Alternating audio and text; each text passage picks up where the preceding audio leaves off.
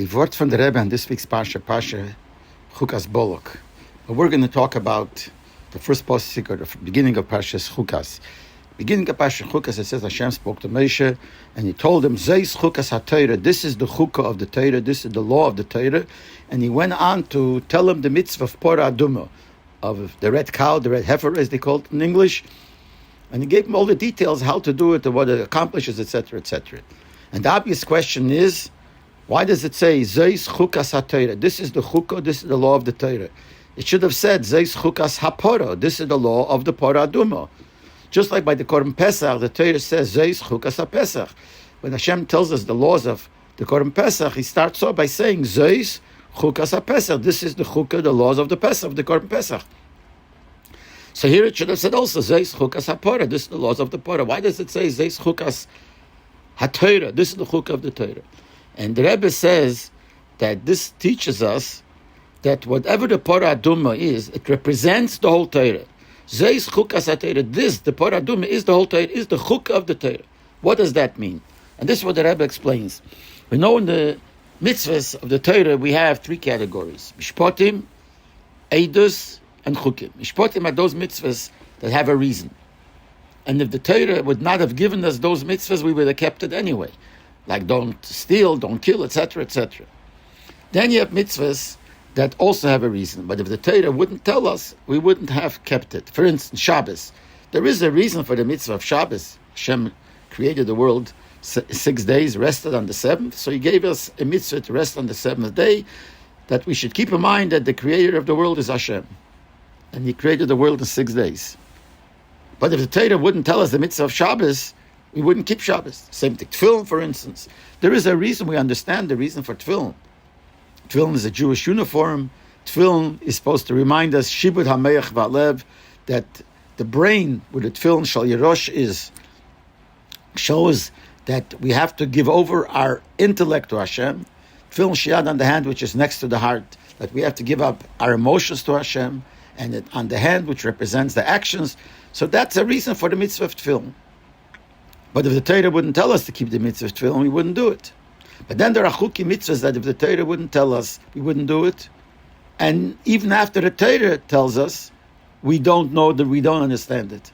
And amongst the chukim, not too many chukim, but amongst the chukim, the most greatest chukim, the less understood, is the mitzvah of Porah Aduma. So much so that it says, Shlomo HaMelech said, I understood the reasons of all the chukim except Porah Aduma, something that's completely beyond reason. And this is what the Torah is trying to tell us with the word Zeis Chukas HaTorah. In truth, the whole Torah is beyond our understanding. Whatever we understand, that's not the real true understanding. That's just the surface. Really, it's impossible to say that the Torah and the mitzvahs are understood. Because the Torah is Chochmosei Shel HaKadosh Baruch Hu. The Torah is the wisdom of Hashem. And the Rambam says, Hu Chochmosei Echad, Hashem and His wisdom are one. The mitzvahs are Retzonei Shel HaKadosh Baruch Hu. They are the will of Hashem. And Hashem, Hu Retzoin Echad, Hashem and His wisdom are one.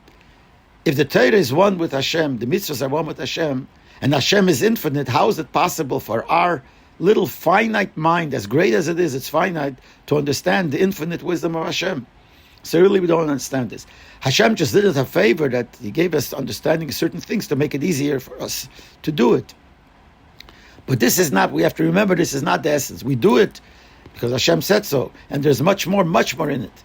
And therefore, in order to remember that, Hashem gave us at least one mitzvah, which makes no sense whatsoever, is the biggest chukah, the biggest chayk, or what we call it, chukah, and that is really the whole Torah.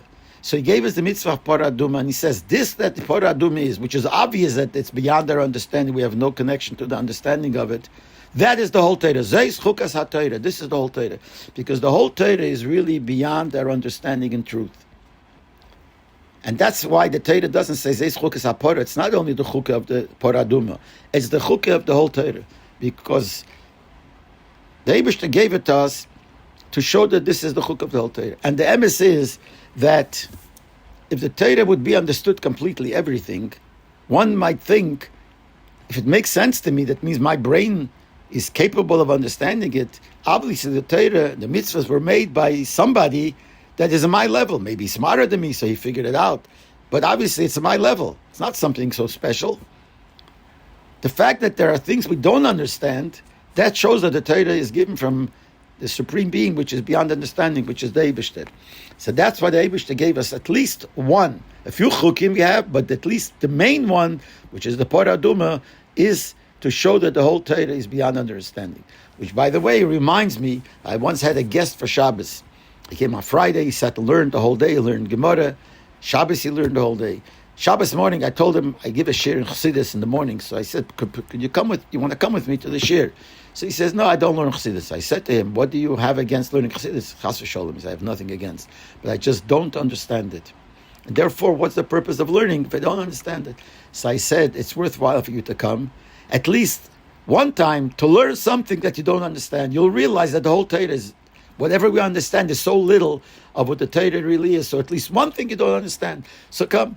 So he said, you're right. So he came to the shir to learn, to at least learn something that he sees we don't understand. And the whole Torah is like that. The problem was when I asked him later, how was it? He says, I understood everything. But the idea of trying to learn something you don't understand makes sense. And same thing with mitzvahs. One mitzvah we don't understand, and that shows that this is really what the Torah and the mitzvahs are. They're chochmos shel HaKadosh Baruch Hu, and ritzonah shel HaKadosh Baruch Hu. It's all Hashem, which is really infinite bli gvul, beyond our understanding.